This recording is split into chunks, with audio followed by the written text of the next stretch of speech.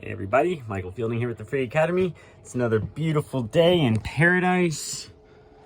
Hanging out here at the dock, cooking some sausage and beans. And just thinking about, well, first off, how amazing it is to be alive.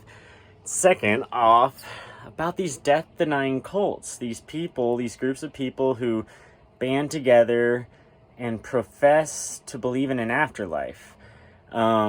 Which is in a sense denying death, because you're saying it's not real, something else is going to happen afterwards, so then it's not really death anymore, it's just kind of like a transition, or like moving on, or there's all these euphemisms that kind of play on that theme of something else is going to happen. It's a problem for a lot of reasons, most obviously because it's not true. There's a lot of ways you can look into how consciousness arises from the brain. There are experiments you can run.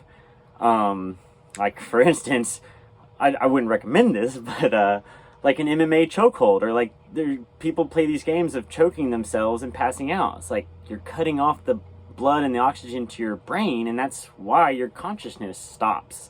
More obvious version would be like a major traumatic injury to the brain. You know, people are either altered forever, like their personalities, or they die and then they're obviously altered forever because the person, the identity is no longer there. So there's a lot of ways of convincing yourself that, you know, consciousness is not only from the brain.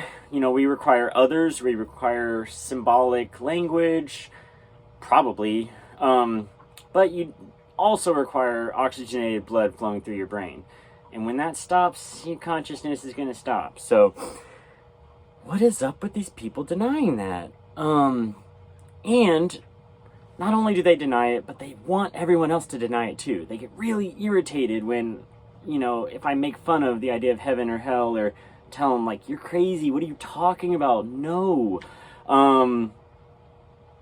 So it's this death denial cult, along with lying, like this real emphasis on the good of lying. I've felt a lot of Christians want to censor me, tell me to shut up and tell me to lie, toe the party line, either maybe not explicitly, but definitely implied. And I always bring it back to, like, maybe that's the point of the whole Santa Claus myth, you know, is to introduce children to this idea of lying to protect the innocent, the younger, like the naive.